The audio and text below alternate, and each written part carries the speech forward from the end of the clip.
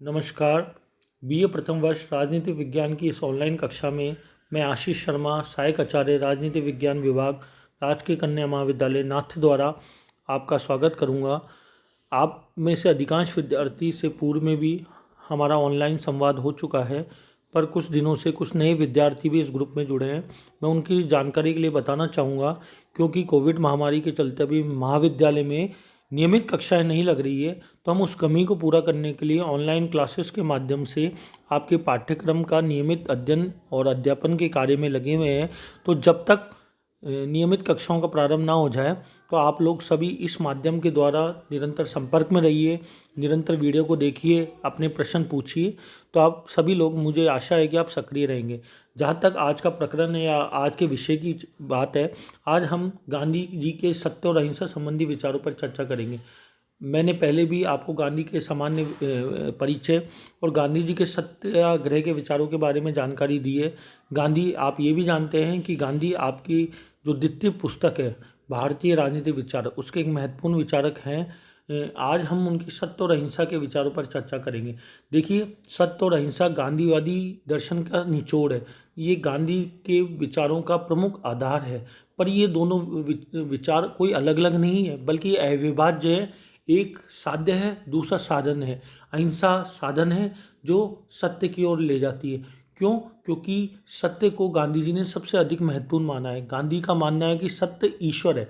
जहाँ हमारी सनातन संस्कृति में ये माना जाता है कि ईश्वर सत्य है, वहीं गांधी जी ने बोला है कि सत्य ही ईश्वर है। क्यों?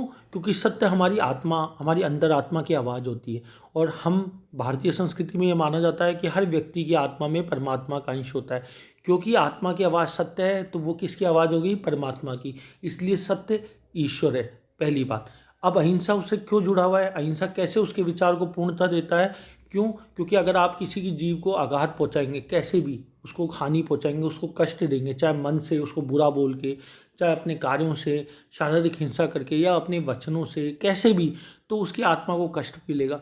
उसकी आत्मा को कष्ट मिलेगा तो वो ईश्वर को कष्ट मिलेगा। तो आप सत्य की, ईश्वर क्या है? सत्य है। तो आप सत्य की सिद्धि भी जब ही कर सकते हैं जब आप अहिंसा को, दूसरे को आघात पहुंचाकर आप हिंसा, आप सत्य की सिद्धि भी नहीं कर सकते। अतः ये दोनों अलग विचार नहीं है, वरन पूरक विचार है। एक दूसरे के अर्थ को संपूर्णता प्रदान करता है। अब सत्य क्या है, इसके विषय में अनेक विचार है। गांधी जी ने कहा है कि सत्य क्या है, ये कठिन प्रश्न है, किंतु हम ये मान सकते हैं कि सत्य अंतरात्मा की आवाज़ है। क्योंकि अंतरात्मा परमात्मा का अंश है, इसलिए सत्य किसकी आवाज़ है? अंतरात्मा है। लेकिन हर अंतरात्मा की आवाज़ सत्य नहीं हो सकती। सत्य उसी अंतरात्मा की आवाज़ हो सकती है जो शुद्ध हो, जो सत्य का पालन करती हो, जो अहिंसा का पालन करती हो, जो अस्त्य, ब्रह्मचर्य, अपरिग्रह, तो ऐसी शुद्ध विचारों का जो अनुपालन करे, वही आत्मा शुद्ध होती है। आप कभी भी देखते होंगे, हम कोई भी कार्य करते हैं तो उस वो कार्य को लेकर हमारे मन से दो तरह की आवाज़ आती है हमें। एक हमारी क्षणिक इच्छा, हमारी इच्छाओं से प्रेरित, और दूसरी हमारी अंदर आत्मा की, जो हमें समग्र हित या एक आदर्श रूप में कार्य करने के लिए प्रेरित करती है। वो हम पे है कि कई बार हम अपनी अंदर आत्मा की आवाज़ दबा लेते हैं। उदाहरण के तौर पे, आपको सड़क पे किसी के, आपको कोई मूल्यवान सामान मिल गया। अब आपके मन में एक क्षणिक लालच होता है कि ये सामान मैं रख लूँ, उसको कैसे पता लगेगा? पर आपकी अंतरात्मा कहती है कि नहीं, आपको उसका सामान लौटाना चाहिए। हर व्यक्ति के साथ होता है ये आत्मा का साक्षात्कार। ये हम पे कि हम उस अंतरात्मा की आवाज़ को, हमारी जो हमारी अशुद्ध इच्छा है उससे ढक लें, या हम उस अंतरात्मा को इतना शुद्ध कर ले कि सत्य निरपेक्ष हो जाए, और सत्य उस हमारी जो क्षणिक इच्छाएं, जो हमारी शुद्ध इच्छाएं, जो हमारी स्वार्थी इच्छा है, उसको ओवरकम कर ले, उसको जीत ले। लेकिन गांधी जी ने ये भी बोला है कि सत्य के प्रति निष्ठा या सत्य बोलना ही सत्य नहीं होता। सत्यपरायण व्यक्ति मन, वचन और आचरण तीनों के प्रति जब सत्य के प्रति समर्पित रहता है ना, तभी सत्य है। आत्मा की शुद्ध हो, मन पवित्र हो, वाणी आपकी निर्मल हो, व्यक्ति का आचरण सत्यपरायण हो, तो ही वो सत्य होगा। सत्य में पूर्वाग्रह और दुराग्रह के लिए कोई स्थान नहीं है। ये भी याद रखो कि किसी व्यक्ति के लिए आप कोई पूर्वाग्रही सोच रख रहे हो, हमेशा उसके बारे में गलत ही सोच रहे हो, तो भी सत्य नहीं। स्थिति, परिस्थिति और हर चीज़ को सत्य की कसौटी में करो, तभी अपने बारे में किसी सामने वाले के लिए दृष्टिकोण बनाओ। क्योंकि दृष्टिकोण की अपूर्णता भी एक प्रकार का असत्य है। यदि आप, हर बुरे व्यक्ति में भी अच्छाई होती है, हर अच्छे व्यक्ति में भी बुराई होती है। ये आप पर है कि आप हर व्यक्ति की अच्छाइयों को ढूंढे और बुराइयों को दूर करने में उसकी सहायता करे, तभी आप सत्य हो। विनम्रता के साथ अपनी गलती स्वीकार करना भी सत्य है। तो सत्य गांधी जी की दृष्टि में निरपेक्ष है, सत्य गांधी जी की दृष्टि में ईश्वर है। गांधी जी के हर चीज़ सत्य पे है, पर ये भी याद रखिए कि सत्य एक समग्र हित में होना चाहिए, शुद्ध मांग होनी चाहिए। सत्य व्यक्तिगत हितों, व्यक्तिगत स्वार्थों या अपूर्णता से प्रेरित नहीं होना चाहिए। तो गांधी जी के विचारों में सत्य है। दूसरा, मैंने आपको बताया कि अहिंसा वो साधन है, वो टूल है, वो उपकरण है, वो औजार है जो सत्य की सिद्धि तक ले जाता है। अहिंसा मानव का प्राकृतिक गुण है। मानव परिस्थिति अवश्य अहिंसक होता है, हर व्यक्ति हिंसक होता है, हर व्यक्ति अहिंसा ही करना चाहता है, हर व्यक्ति अहिंसा और अहिंसा के द्वारा ही मानव एक सभ्य और सुसंस्कृत प्राणी बन पाता है। जब आदमी में धीरे धीरे संस्कार विकसित होते हैं, उसमें शिक्षा के माध्यम से व्यक्तित्व का निर्माण होता है, तो उसमें अहिंसा अपने आप ही आ जाती है। और गांधी का मानना है कि अहिंसा सदैव हिंसा से श्रेष्ठ होती है। क्यों? क्योंकि अहिंसा मानव जीवन की एक स्वाभाविक वृत्ति है। मानव मूलतः हिंसक नहीं, अहिंसक होता है। अज्ञान, असद्य और क्रोध के वशीभूत हो गए व्यक्ति हिंसक आचरण को अपना सकता है, लेकिन वो नितांत अस्थायी है। विवेक और चेतना के जागरूक होते ही हम हिंसा को अपना लेगा। हमारे सामने भी हम देखते हैं किसी के विरुद्ध हिंसा हो रही है तो हमारा मन एक कचोटता है, तो हम गुस्सा, लालच या क्षणिक भावेश में आके हिंसा का प्रयोग कर लेते हैं। पर मूलतः हम सभी अहिंसक हैं। हमें किसी को लड़ाई अच्छा नहीं लगती, हमारी किससे लड़ाई हो जाए, चाहे हम उसको नुकसान पहुंचा दें तो भी हमें कष्ट होता है। तो मूलतः आदमी अहिंसक ही है। दूसरा, हिंसा की तुलना में अहिंसा अधिक प्रभावकारी होती है। हिंसा का जो बल है वो उसका बल हिंसा के बल से तुलना में अधिक प्रभावशाली है। हिंसा से कोई समस्या का स्थायी हल नहीं हो सकता। हिंसा केवल प्रतिहिंसा को, आप किसी के प्रति हिंसा करोगे वो भी आपको हिंसा करेगा। किसी भी समस्या का समाधान हिंसा से नहीं किया जा सकता। अगर किया जाता तो इजराइल देश का आपने नाम सुना होगा, दुनिया में सबसे बड़ा आतंकवाद का सामना कर रहा है। उसके खिलाफ वो आतंकवादियों के खिलाफ बहुत तगड़ी हिंसा करता है, पर वो अभी भी आतंकवाद का समाधान नहीं हो पाया। तो गांधी की ये बात कि भाई आप हिंसा से आप समस्या समाधान नहीं कर सकते, किसी का हृदय परिवर्तन नहीं कर सकते, समस्या का स्थायी हल नहीं कर सकते। समस्या का स्थायी हल तो आप अहिंसा से ही करोगे, क्योंकि आप किसी के प्रति हिंसा करोगे, किसी से मारपीट करोगे तो मौका मिलने पर वो भी करेगा। ये सिलसिला चलता रहता है। अंततः जो अंतिम है वो तो अहिंसा से ही आती है, जब आप किसी का प्रेम पूर्वक दिल जीत लेते हो। दूसरा, अहिंसा की सफलता सुनिश्चित होती है। अहिंसा ऐसा अस्त्र है जिसे कोई बल नहीं जुड़ सकता, कोई सीमा। अहिंसा में समय ज़्यादा लगता है, लेकिन एक बार जब उसका परिणाम आता है तो वो स्थायी परिणाम होता है। अहिंसा इसका देखो, हिंसा का तो अनुपालन केवल शक्तिशाली एक जवान व्यक्ति ही कर सकता है, लेकिन अहिंसा ऐसा हथियार है जो कोई वृद्ध हो, कोई बच्चा हो, कोई महिला हो, ये कोई भी इसका अनुपालन कर सकता है। ये एक आध्यात्मिक आध्यात्मिक बल है। हमारी जो क्या बोलते हैं स्पिरिचुअल पावर है, इसके आगे चाहे एक बार फिजिकल पावर, शक्तिशाली आदमी चाहे क्षणिक रूप से जीत जाए, अंततः उसको हारना पड़ेगा। अगर आप में अहिंसक बल है, आपकी मांग सत्य पे है, तो भैया कितना ही शक्तिशाली हो, झुकना पड़ेगा। महात्मा गांधी ने झुका के बताया नहीं, बताते साम्राज्यवादी को। केवल महात्मा गांधी नहीं, उसके बाद भी बहुत लोगों ने इस अहिंसा के बल का अनुपालन किया। नेशनल मंडेला ने दक्षिण अफ्रीका में जो अश्वेतों का अधिकार दिलाया, वो भी इस अहिंसा के रास्ते पे ही चल के था। मार्टिन लूथर किंग ने जो अहिंसा के मार्ग पे चल के अमेरिका में अश्वेतों का अधिकार दिखाया, वो भी गांधी का मार्ग ही था। और जिन देशों में हिंसा के बल पे स्वतंत्रता आई है ना, आज वहाँ आप उनकी स्थिति देखिए, वो समाज आज भी अस्थिरता और हिंसा के भयानक रक्तपात के दौर से गुजर रहे हैं। आज भारत में आज़ादी के बाद इतनी शांति है, तो इसका एक ये भी कारण है कि गांधी जी ने जो अहिंसक आंदोलन हमारे देश में मनाया था, उसके कारण हमारा राष्ट्रीय चरित्र ऐसा बन गया कि हम बड़ी से बड़ी समस्याओं का पालन अहिंसा से करते हैं। हम अगर सरकार से असंतुष्ट भी हो, किसी व्यक्ति से असंतुष्ट भी हो, तो शांतिपूर्ण बैलेट से परिवर्तन करते हैं, बुलेट से नहीं। ये अहिंसा की शक्ति है कि इसका प्रयोग कोई भी कर सकता है। ये अधिक प्रभावकारी अधिकार है, ये सतत, निरंतर और क्रियात्मक हथियार है। और सबसे बड़ी बात, अहिंसा एक सभ्य समाज की निशानी है। को जैसे जैसे व्यक्ति सभ्य होता है वो अहिंसा को अपनाता है, तो सभ्य समाज के रूप में अहिंसा को व्यक्ति ने अपनाया, तो हिंसा की तुलना में ये श्रेष्ठ है। अब ये अहिंसा का आशय क्या है या अहिंसा का अर्थ क्या है, जहाँ तक ये प्रश्न, देखिए भारतीय संस्कृति या सनातन संस्कृति में अहिंसा कोई नया विचार नहीं है। चाहे सनातन संस्कृति देख लो, हमारी हिंदू धर्म संस्कृति देख लो, या जैन और बौद्ध धर्म देख लो, दोनों में अहिंसा कूट कूट के दी गई है। अहिंसा प्रमुख विचार है उन धर्म दर्शनों का, या अशोक की जो धर्म की नीति या अहिंसा की नीति, आप सब इससे परिचित हो कि अहिंसा हमारी संस्कृति में कोई नई विचार नहीं है। लेकिन गांधी जी की विशेषता इसमें है कि उनने इसको क्रियात्मक रूप दिया।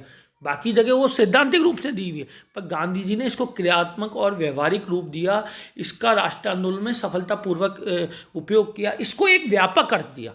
अब तक जो धर्म ग्रंथों में या हमारे जैन बौद्ध धर्म में या फिर भारतीय सनातन संस्कृति में ये एक सैद्धांतिक रूप में ग्रंथों में थी, व्यवहार की धरातल की कसौटी पे इसका सफल प्रयोग गांधी जी ने हमें एक आदर्श के रूप में दिया कि कैसे अहिंसा का प्रयोग कर राष्ट्रीय आंदोलन में सफलता प्राप्त की, कैसे अहिंसा का प्रयोग करके सामाजिक सुधारों में भूमिका निभाई, कैसे अहिंसा का प्रयोग करके हमारी जो अंतरात्मा उसके शुद्धिकरण में सहायता। तो उन्होंने इसका राष्ट्रीय आंदोलन में एक पावरफुल टूल, एक महत्वपूर्ण उपकरण, एक हथियार के रूप में प्रयोग किया, और बड़ी अंग्रेजों जैसी साम्राज्यवादी शक्ति जिनके लिए कहा जाता था कि उनका सूर्य का भी अस्त नहीं होता, उनको झुकने के लिए विवश कर दिया।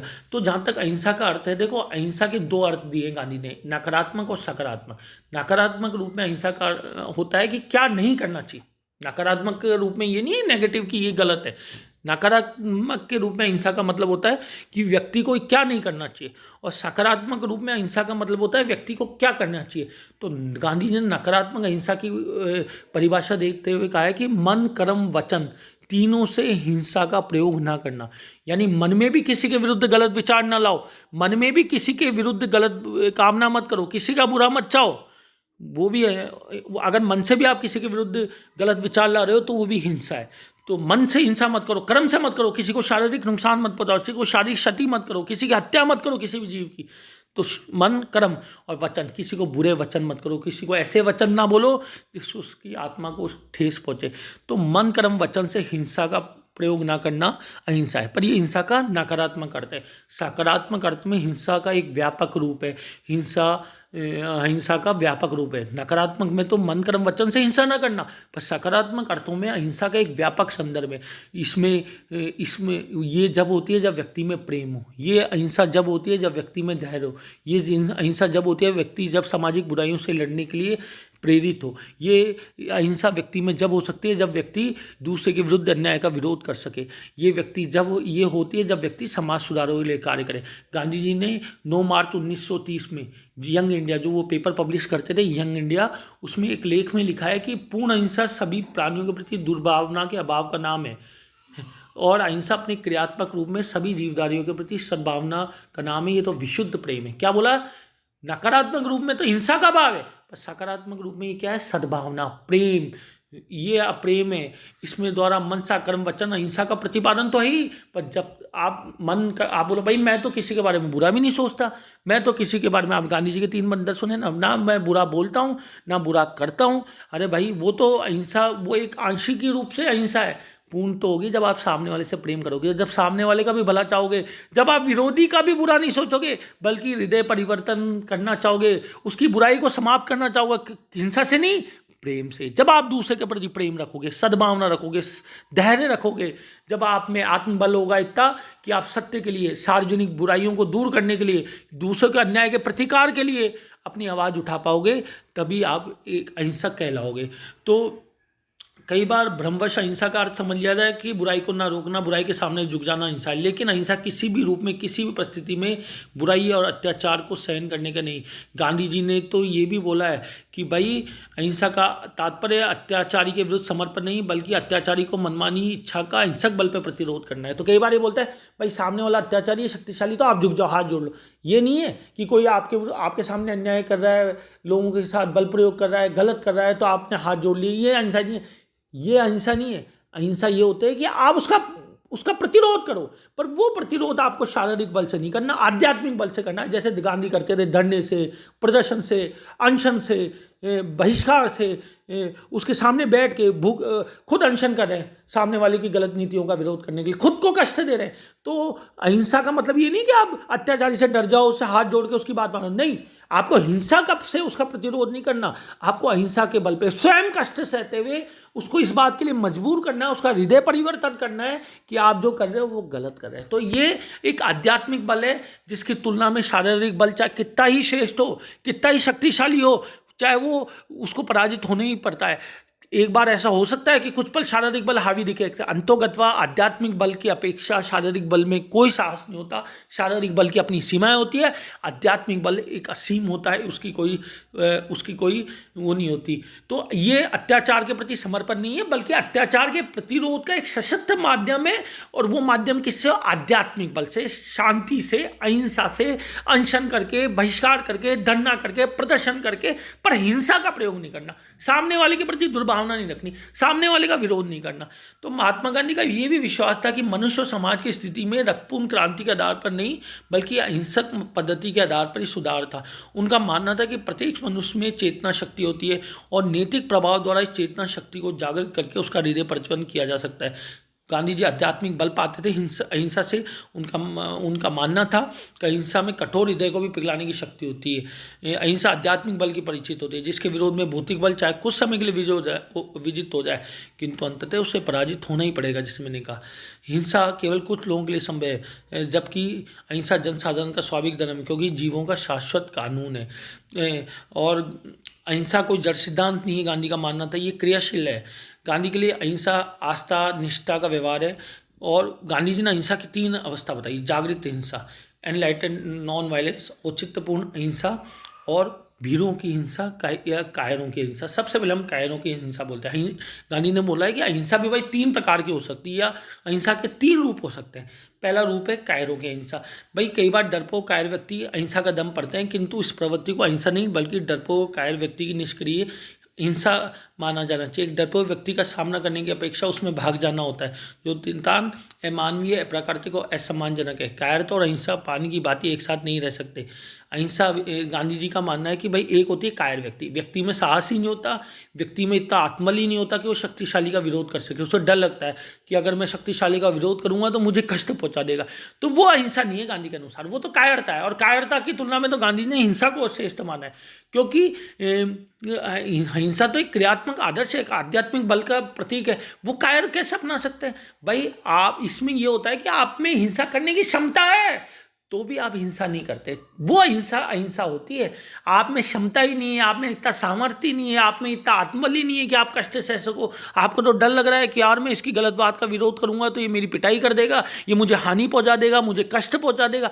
तो वो नहीं है, वो तो कायरता है। और कायरता और हिंसा कभी एक साथ नहीं हो सकते, क्योंकि अहिंसा तो वीरों का हथियार है, वो आध्यात्मिक बल का प्रतीक है, वो कायरों के पास नहीं हो सकता। आप जा रहे हो, 2 व्यक्ति, एक आपके प्रति बुरा व्यवहार कर रहा है, आपको कष्ट पहुंचा रहा है, पर आप उसको बोल रहे हो मैंने तुझे माफ़ कर दिया, वो आपने उसको माफ़ नहीं किया, आप में इतनी क्षमता नहीं है। आप माफ़ मत करो, उसका प्रतिरोध करो, हिंसा मत करो, प्रतिरोध करो। तो वो दिनकर जी ने कहा भी है, मैंने आपको पहले ही बताया, क्षमा शोभती उस भुजंग को जिसके पास गरल हो, उसका क्या जो दंतहीन विषरहित विनित हो सरल हो। यानी आप में सामर्थ्य होते हुए भी आप अहिंसा का पालन करते हो और आध्यात्मिक बल से प्रतिरोध करते हो, तो वो है अहिंसा का श्रेष्ठ रूप है।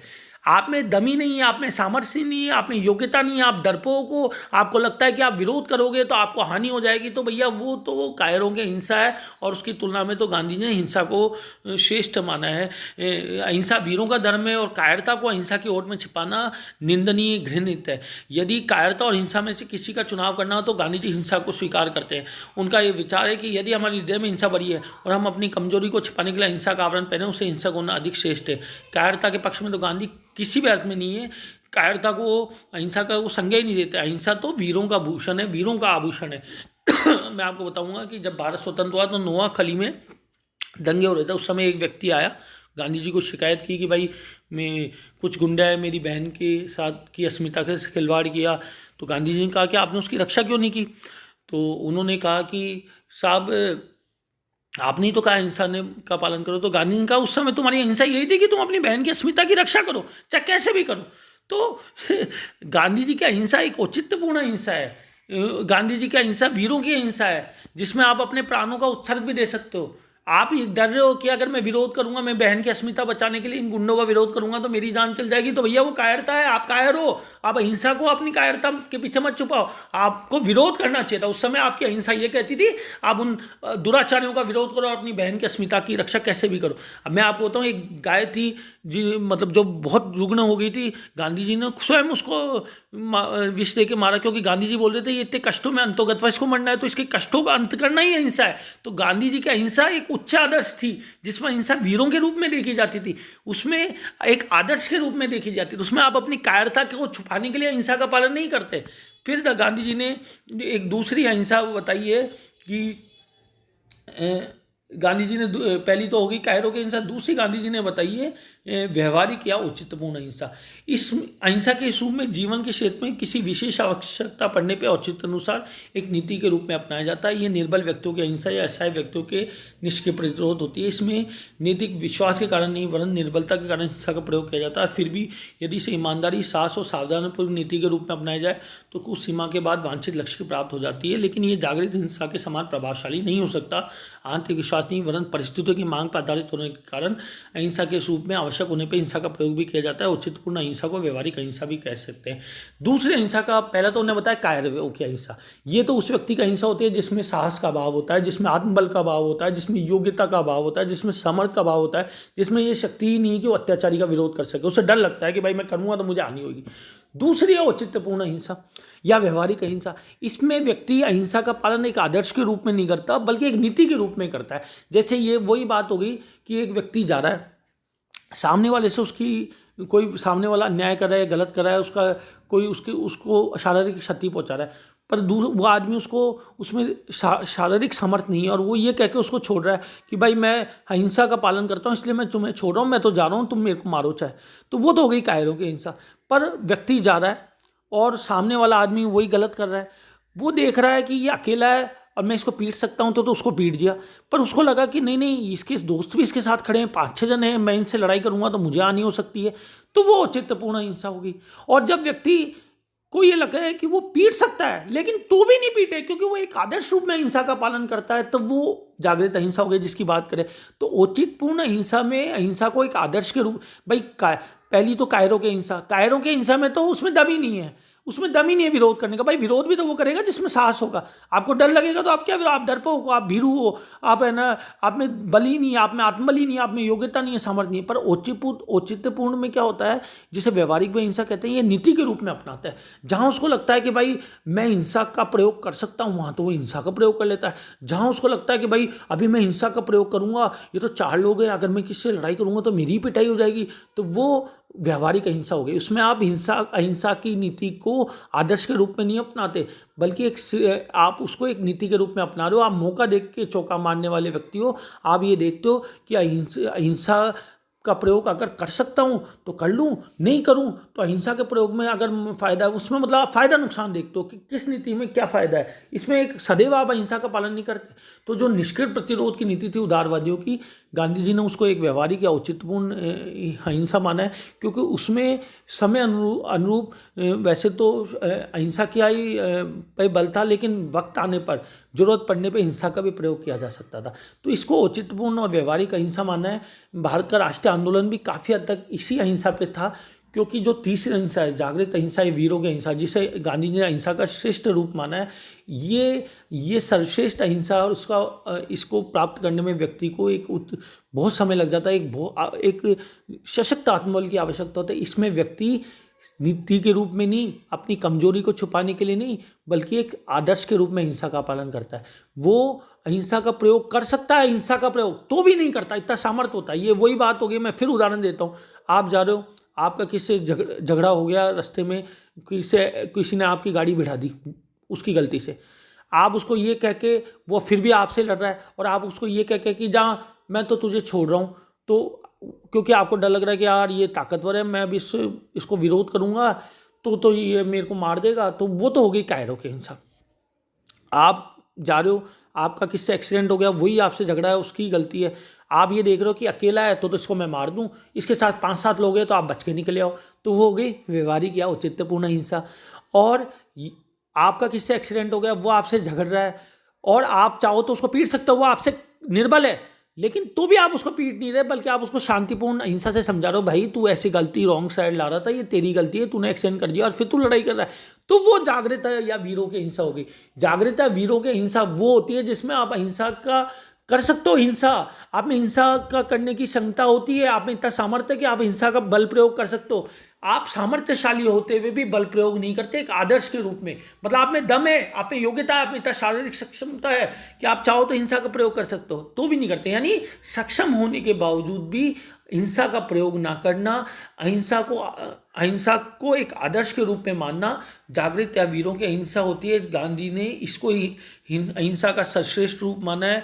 ये बहादुर या साधन संपन्नों की है। इसमें व्यक्ति आवश्यकताओं के कारण नहीं बल्कि नैतिक धारणाओं के कारण इसको अपनाता है। जागृत अहिंसा में व्यक्ति हिंसा करने की क्षमता रखता है परंतु हिंसा आदर्श रूप में करता नहीं। ये केवल गांधी का है कि ये जो अहिंसा का रूप है ये सर्वश्रेष्ठ रूप है और इसको केवल राजनीतिक क्षेत्र में नहीं जीवन के हर क्षेत्र में अपनाना चाहिए। अहिंसा के रूप से असंभव को संभव में बदलने और पहाड़ों को हिला देने की शक्ति होती है, इसमें इतनी क्षमता है। तो गांधी जी के अनुसार 3 अहिंसा है, कायरों की, व्यवहारिक अहिंसा और जागृत या वीरों की अहिंसा। अब अहिंसा के सामाजिक और राजनीतिक आयाम क्या है? अहिंसा गांधी जी के अनुसार व्यक्ति का सद्गुण नहीं बल्कि सामाजिक और राजनीतिक जीवन के भी विश्वसनीय आधार है। यदि हम अहिंसा के आदर्श को व्यक्तिगत सद्गुण तक सीमित रखें तो अहिंसा की व्यापक और रचनात्मक शक्ति का मूल्यन होगा। गांधी जी ने इस बात पर बल दिया है कि अहिंसा न केवल सामाजिक और राजनीतिक जीवन की विकृतियों को दूर करने में सक्षम है बल्कि ये एक श्रेष्ठ सामाजिक और राजनीतिक व्यवस्था का मूल आधार अहिंसा हो सकती है। अहिंसा सामाजिक और राष्ट्र के सामूहिक जीवन का धर्म है। ये सामाजिक और राजनीतिक आचरण और व्यवस्था की प्रेरक और मूल शक्ति है। तो गांधी जी क्या कहते हैं कि केवल राजनीतिक हथियार के रूप में नहीं कि राजनीतिक आप भाई हम गांधी जी ने तो राष्ट्रीय आंदोलन में अहिंसा को एक नीति के रूप में, अहिंसा और सत्य को एक नीति के रूप में और उसके आधार पर विकसित सत्याग्रह को एक साधन के रूप में प्रयोग किया और तीनों राष्ट्रीय आंदोलन के अहिंसा पे आधारित है। मैंने आपको ये भी बताया कि जब अशोक आंदोलन में चोरी चौरा नामक जगह पे हिंसा हो गई तो गांधी जी ने वो आंदोलन वापस ले लिया क्योंकि उनका मानना था कि भाई मेरे लिए तो स्वराज से भी ज़्यादा बड़ा लक्ष्य अहिंसा है। तो अहिंसा को उन्हें राजनीतिक जीवन में और भारत के राष्ट्रीय आंदोलन में भारत को स्वतंत्र कराने के लिए तो एक नीति के रूप में प्रयोग किया ही, साथ साथ उनका मानना था कि भाई ये सामाजिक राजनीतिक जीवन हर की एक नीति हो सकती है। व्यक्तिगत जीवन में भी आपको लग रहा है कहीं बुराई हो रही है, कहीं अत्याचार हो रहा है, कहीं गलत काम हो रहा है तो अब अहिंसा के दम पे उसको करो। समाज सुधार में भी हो सकता है, सामाजिक जीवन में भी जो बुराई है, जो अवमूल्यन हो गया उनको अहिंसा के रूप में करो। राज्य के भी जो एक आदर्श है, सरकार के जो भी आदर्श है उसको भी अहिंसा के आधार पे उन आदर्शों को प्राप्त किया जा सकता है। ये राष्ट्र का धर्म है, राष्ट्र की एक संस्कृति होनी चाहिए। और कहीं ना कहीं गांधी जी के प्रयत्नों का बात है कि आज 70 साल बाद भी जब दक्षिण पूर्व एशिया की देशों की राजनीतिक व्यवस्थाओं में अस्थिरता है, हिंसा है, सैनिक विद्रोह देखने को मिलते हैं, तो आज हमारी व्यवस्था में स्थिरता है, एकरूपता है, शांति है, परिवर्तन शांतिपूर्ण ढंग से होता है। चाहे कितनी समस्या उसका शांतिपूर्ण समस्या समाधान हो जाता है, उसके कहीं ना कहीं वजह उसकी गांधी द्वारा हमारे राजनीतिक आचरण में स्थापित अहिंसा का आदर्श ही है। और गांधी ने ये भी बोला है कि भाई अहिंसा के अंतर्राष्ट्रीय आयाम भी होते हैं। ये अंतर्राष्ट्रीय समस्याओं को समाधान में भी एक श्रेष्ठ विकल्प बन सकती है, एक श्रेष्ठ विकल्प के रूप में आ सकती है।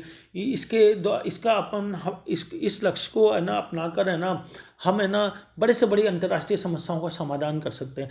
और हमने ये बात देखा भी है कि मैंने आपको पहले भी बताया कि भाई आज पूरा विश्व परमाणु हथियार, आतंकवाद ऐसी समस्याओं का समाधान कर रहा है पर इसका स्थायी समाधान नहीं निकल पा। क्यों? क्योंकि हिंसा आप कितनी कर लो वो अत्याचार बुराई को क्षणिक समय के लिए तो बढ़ा सकती है पर वो हमेशा प्रतिहिंसा को करती है। व्यक्ति आप जैसे आपका किससे लड़ाई हो जाए, आपने उसके विरुद्ध हिंसा कर दी तो वो अगर कमज़ोर है तो उस समय तो सह लेगा पर जैसे ही वो शक्तिशाली होगा तुरंत आपसे बदला लेने की सोचेगा। समस्या का स्थायी समाधान हृदय परिवर्तन से ही होता है और हृदय परिवर्तन अहिंसा के माध्यम से ही होता है।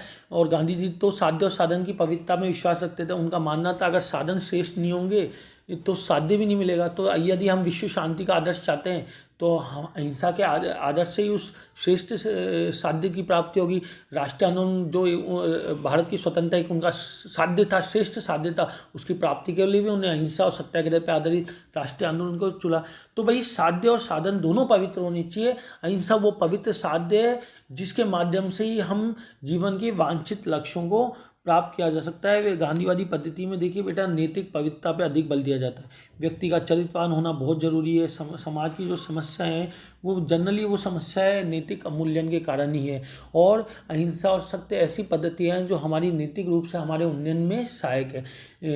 तो आपने अहिंसा और सत्य पढ़ा और मैंने ये भी बताया कि गांधी के विचारों का मुख्य आधार है। जहाँ तक इन विचारों की कोई भी विचार है वो आलोचनाओं से परे नहीं होते, और गांधी की इन विचारों की भी व्यापक आलोचना की गई। भाई आलोचना ये की जाती है कि भाई आज अंतर्राष्ट्रीय जगत की जो समस्या है, चाहे पर्यावरण प्रदूषण हो, चाहे परमाणु युद्ध की विभीषिका हो, चाहे वो आतंकवाद हो, वैश्विक आतंकवाद हो, चाहे गरीबी बेरोजगारी, क्या इसका अहिंसा के दम पे इसका हल निकला जा सकता है? लोग बोलते हैं नहीं निकला जा सकता। दूसरा लोग बोलते हैं कि भाई ये सभ्य लोगों पे तो है, पर सामने वाला असभ्य आतंकवादी को गोली चला रहा है, आप उसका क्या कर लोगे? आप उसका क्या कर लोगे? आप उस असभ्य व्यक्ति से बात करोगे इतनी देर में तो आपको हानि पहुंचा देगा। तो इसकी आलोचना भी की जाती है। पर इस उपरोक्त आलोचनाओं के बावजूद हमें ये तथ्य भी ध्यान रखना होगा कि गांधी जी ने अहिंसा को एक आदर्श के रूप में अपनाया, हमें भी एक आदर्श के रूप में अपनाया।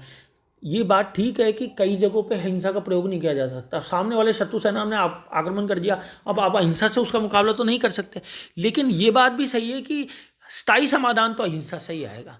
स्थायी समाधान अहिंसा से आएगा। आज हिंसा से समाधान आता तो भारत पाकिस्तान में आज तक आ जाता, नहीं आया। इजराइल आतंकवाद का समाधान कर देता, हम कश्मीर में आतंकवाद का समाधान कर देते। आतंकवाद राष्ट्रों के बीच वैमनस्य, इनका समाधान जब ही हो सकता है जब उसका हिंसा से हल निकले। यही कारण है कि भाई प्रथम द्वितीय विश्व युद्ध के बाद जो यूएनओ बना, उसके बाद तीसरा विश्व युद्ध रोकने में हम अभी तक सफल हैं। क्यों? क्योंकि ये माना गया कि भाई अहिंसा के माध्यम से ही राष्ट्रों की यूएनओ और अन्य संस्थाओं के माध्यम से शांतिपूर्ण बातचीत के द्वारा समस्याओं का हल किया जाए। तो अंतोगत्वा जो परमानेंट हल है ना, वो तो अहिंसा है। अगर हम शाब्दिक रूप में गांधी जी के अहिंसा के सिद्धांत की बात करें तो हाँ, उसमें आज के संदर्भ में खामी है। भाई आप कश्मीर जाओ, आतंकवादियों ने हमला कर दिया तो आप अहिंसा का प्रयोग करोगे जब तक, तो वो आपको मार देंगे। लेकिन आप इसको आदर्श रूप में अपनाओ कि भाई ठीक है, उस समय तो आपने पुलिस बल या सैनिक बल का उपयोग किया, लेकिन अंतोगत्वा राष्ट्रों के बीच जो वैमनस्य है, परमाणु युद्ध है, इन समस्याओं का समाधान हृदय परिवर्तन से होगा। और हृदय परिवर्तन कभी भी हिंसा से नहीं हो सकता। हृदय परिवर्तन हमेशा अहिंसा के माध्यम से, दूसरे का दिल जीत के माध्यम से, विरोधियों के प्रति भी सद्भावना रख के ही हो सकता है। तो अहिंसा अपने आप में रिलीवेंट है, और अहिंसा हमने कई जगह इसका प्रयोग देखे हैं। चाहे अहिंसा के माध्यम से जो विनोबा भावे ने हमारी डाकुओं की समस्या थी उसका समाधान करने में सफलता प्राप्त की, या अहिंसा के माध्यम से नेल्सन मंडेला या मार्टिन लूथर किंग ने अश्वेतों को अधिकार दिलाए, या अनेक राष्ट्रों में राष्ट्रों के बीच जो वैमनस्य था वो वैमनस्य खत्म हुआ। तो वो अहिंसा ही उसका परमानेंट परिवर्तन का, सामाजिक परिवर्तन का परमानेंट और स्थायी समाधान हो सकता है। मुझे लगता है कि आज का टॉपिक आपको इंटरेस्टिंग लगा होगा। इस संबंध में आपकी कोई भी समस्या है, कोई भी प्रश्न है तो आप अपने व्हाट्सएप पे पूछ सकते हैं। धन्यवाद। अगले ऑनलाइन कक्षा में हम अगले टॉपिक के साथ मिलेंगे। धन्यवाद।